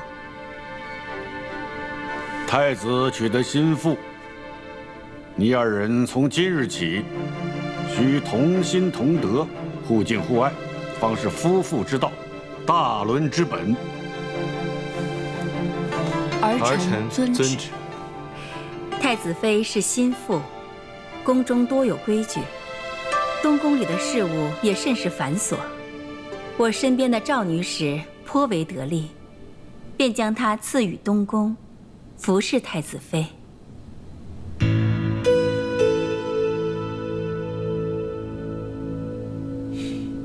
多谢母后体恤。母后，东宫里的人多得很，侍候太子妃的女官、宫女不下100人。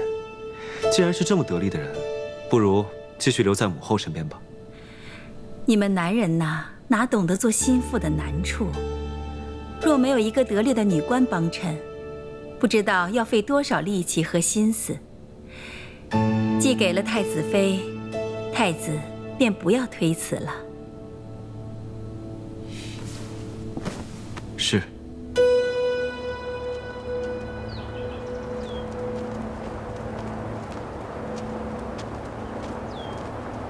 太子妃，你们留在这里。是。阿英，阿英，殿下有事吗？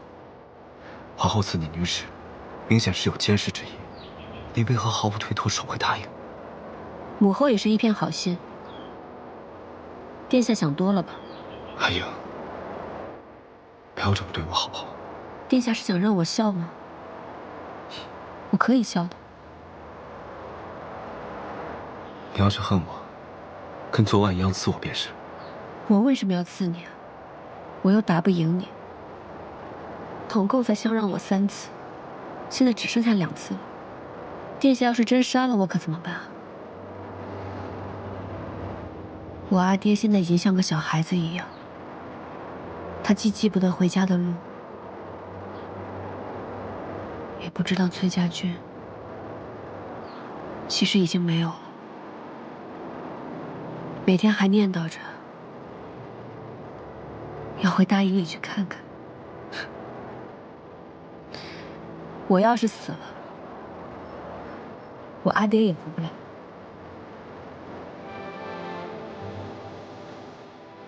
殿下想要娶我，现在已经娶。殿下想让我做太子妃，我现在也已经是太子妃了。殿下若还想让我像从前心悦17郎那样心悦殿下，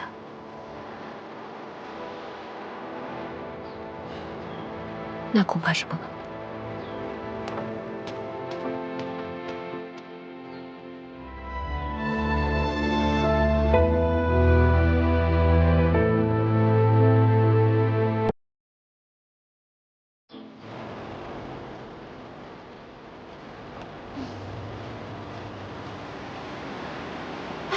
小姐，桃子，小姐，他们都不让我进来，可算见到你了。